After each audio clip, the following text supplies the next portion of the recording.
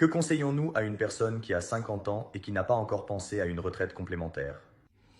Et alors, dans ce cas, on me pose aussi la question concernant une déduction fiscale qui n'est pas possible à cause du régime forfaitaire. En Suisse, il n'existe pas de régime forfaitaire, donc j'imagine que tu es en Italie. Malheureusement, sur ce point précis, je ne peux pas t'aider, mais je peux me rattacher à l'aspect de la personne de 50 ans sans retraite complémentaire. Que peut-on faire?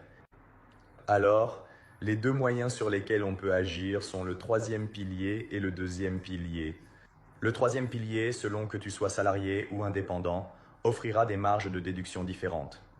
Maintenant, justement, je m'éloigne de la question car tu ne pourrais pas en bénéficier à cause du régime forfaitaire, étant donné qu'il n'existe pas en Suisse. Cependant, justement, avec le troisième pilier, tu aurais deux types d'épargne possibles selon que tu aies ou non une caisse de pension.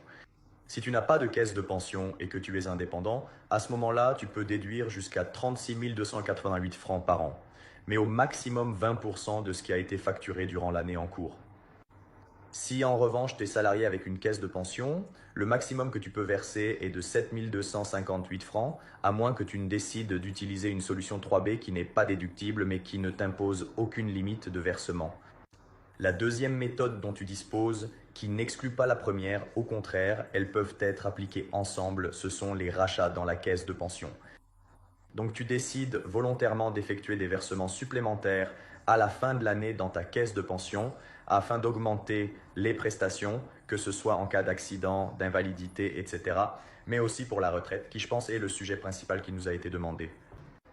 Il est donc clair que le timing est une question fondamentale dans ces sujets. Donc, plus on commence tôt, mieux c'est pour pouvoir protéger sa retraite, mais il n'est jamais trop tard pour essayer d'améliorer sa situation.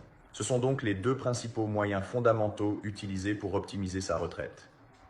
Pour tout le monde, cependant, afin d'avoir une idée claire sur la manière d'intervenir, il faut faire une analyse pour comprendre combien le premier rapporterait, combien le second rapporterait, quelle différence pourrait faire l'ajout d'un troisième, afin de décider ensuite si cela vaut la peine et dans quelle mesure il est utile de faire des versements supplémentaires pour pouvoir se protéger à la retraite.